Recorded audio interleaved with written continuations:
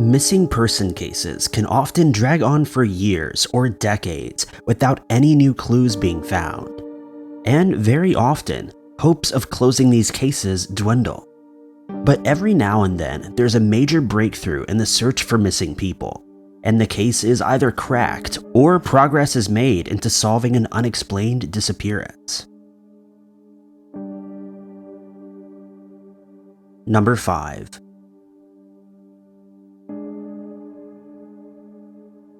The missing person case involving 69-year-old David Neeley began in 2006 when he was working on a horse ranch in California.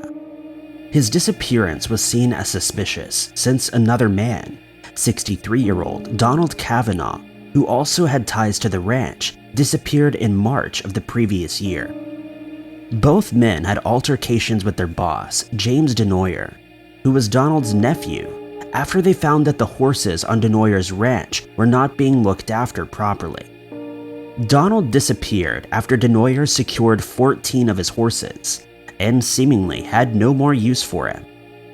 David's disappearance came about in a similar way after he contacted authorities about the state of the ranch, and an investigation was launched into the ranch. Both men had told people close to them that they were on their way to collect their belongings from the ranch when they were never seen or heard from again.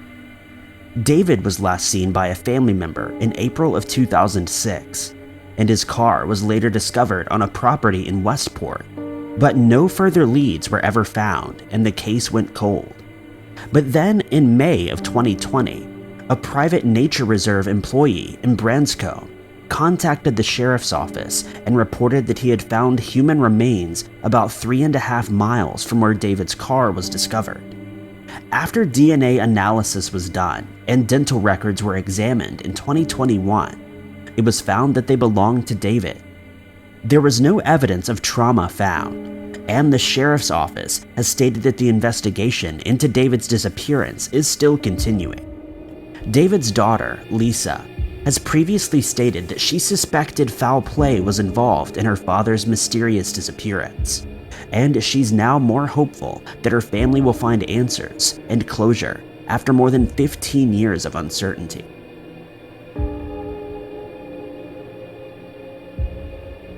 Number 4.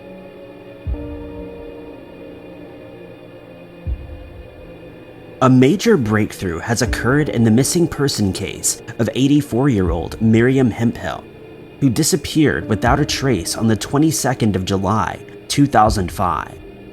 At the time of her disappearance, Miriam was driving a beige 1999 Buick LeSabre with tag number ABA676 and was believed to be headed to Blount County or Sevier County.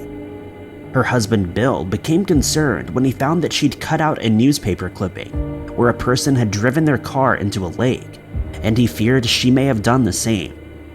Oak Ridge police detective Bill Griffith, who was investigating the mysterious disappearance, initially believed that Miriam's car would be found within 6 months.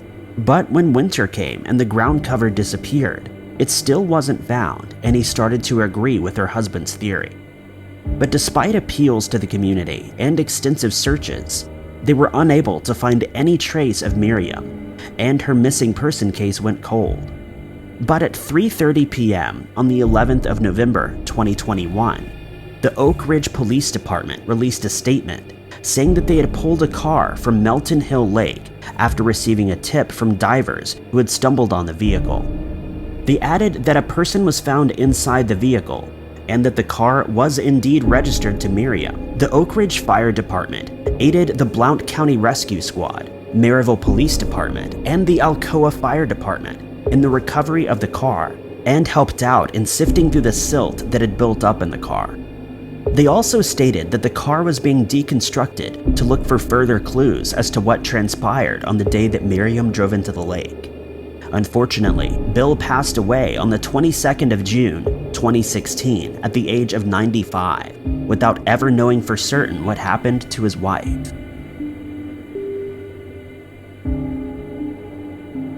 Number 3.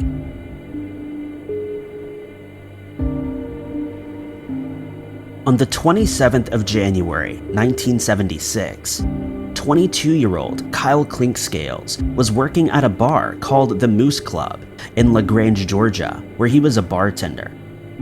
After returning home after his shift, he planned to make a 35-mile drive to Auburn University in Alabama, where he was a student, but he never made it there and he was reported as a missing person. Despite extensive searches, neither Kyle nor his white 1974 Ford Pinto runabout was ever found, and at first it was believed that he disappeared of his own free will, as he wasn't doing well at college and had previously dropped out of another school. But as time went by without any contact from Kyle, his family started to believe that he had met with foul play, though no evidence was ever found to support their theory. In 1981, a man named Danny Moore contacted police, stating that he believed he was Kyle Clinkscales. He had been in a car accident in 1976 that caused him to have amnesia. He wrote a letter to Kyle's parents, and they believed his handwriting matched Kyle's. But when his dental records were checked, it was found that he wasn't Kyle. Then in 2005, a man contacted his parents and claimed that he saw Kyle's body being disposed of when he was just 7 years old. He added that it had been covered with concrete inside of a barrel and dumped in a pond.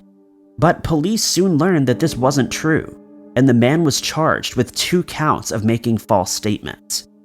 He pleaded guilty and was sentenced to 7 years and 8 months in prison.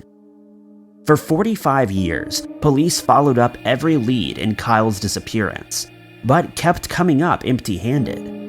That is until December of 2021, when a man called 911 to report that he had spotted a car in a creek in Alabama. Inside the car, investigators found Kyle's wallet, ID, credit cards, and human remains believed to be his. The car was found about 3 miles from the normal route that Kyle would have taken back and forth to college, and it isn't known if that area was searched when he was first reported as a missing person. After the car was removed from the creek, the tag number was run through the Troup County Sheriff's Office, who confirmed that it belonged to Kyle. The Georgia Bureau of Investigation has been called to investigate whether the remains that were found are Kyle's, and if it's possible to determine how he ended up driving into the creek. Kyle was an only child, and his father and mother passed away in 2007 and 2021 respectively.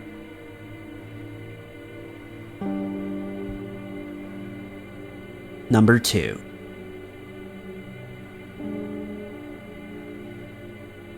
The well-known case of the disappearance of Carol Clay and Russell Hill has finally had a major update after they disappeared on the 20th of March 2020 while they were visiting Virginia. During the investigation, investigators initially assumed that the couple had simply run off together, but later revealed that they believed they had been attacked after they were involved in an altercation with another camper between 6 p.m. and 11 p.m. They added that their attacker very likely set fire to their campsite to cover their tracks before leaving. A number of vehicles were spotted in the area, and they were put under investigation at the time, but one car, a blue 1990s model Nissan Patrol that was spotted on CCTV footage towing a trailer, was of particular interest to them, as every car at the campsite had been accounted for except for the Nissan. The car was spotted being driven erratically around midnight, the night after it had reached a closed gate located north of the couple's campsite. The driver was forced to make a complicated 20 to 30 point U-turn, hampered by the trailer before leaving the area. A few hours later, a roadside security camera snapped a photo of the car on the Great Alpine Road at Mount Hotham, 37 miles away, just after sunrise. A man named Greg Lynn, who was a Jetstar pilot, was questioned at the time, since he was in the area at the time of the disappearance, but he stated that he hadn't seen Russell and Carol while he was there. His car, a beige Nissan Patrol, was seized as part of the investigation after it was found that Lynn had changed the color of the car on numerous occasions. It was registered in 1997 as a white vehicle, but changed to blue in 2019 and back to beige in 2020. The trailer, however, has still not been found, and police believe that Lynn may have used it to dispose of the couple's bodies before selling it between March and July of 2020. Victoria Police Assistant Commissioner Bob Hill has stated that investigators have found a crime scene in the greater Alpine region, and that a search perimeter is being established. In the hopes that Russell and Carol will be found, forensic specialists will be conducting a search of the area, hopefully cracking the case that has left investigators baffled for over a year.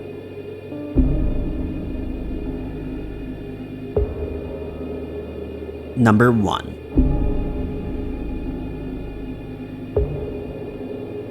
On the 7th of July, 2013, Colt Haynes and Molly Miller were in a car that was being driven by a man named James Con Nip. During the drive, at around 10:30 p.m., Nip threw a rock at a police car and a chase ensued, causing him to drive into the back roads of Love County, Oklahoma, at speeds of up to 120 miles per hour. Nip then drove into the woods near Long Hollow and Oswalt Roads before jumping out of the car and fleeing, leaving Colt and Molly behind. Both Colt and Molly phoned several people during the next few hours, asking to be picked up, and the following morning, 4 people went to the area to search for them. When they couldn't locate either Colt or Molly, they traveled to Nip's house and asked him where he had left them, but he denied having been with them. Colt, however, was on the phone with one of the searchers, and he spoke to Nip, saying, quote, "Tell them where we're at so we can get out of here." But Nip refused, and the 4 friends continued their search for a further 4 hours before giving up.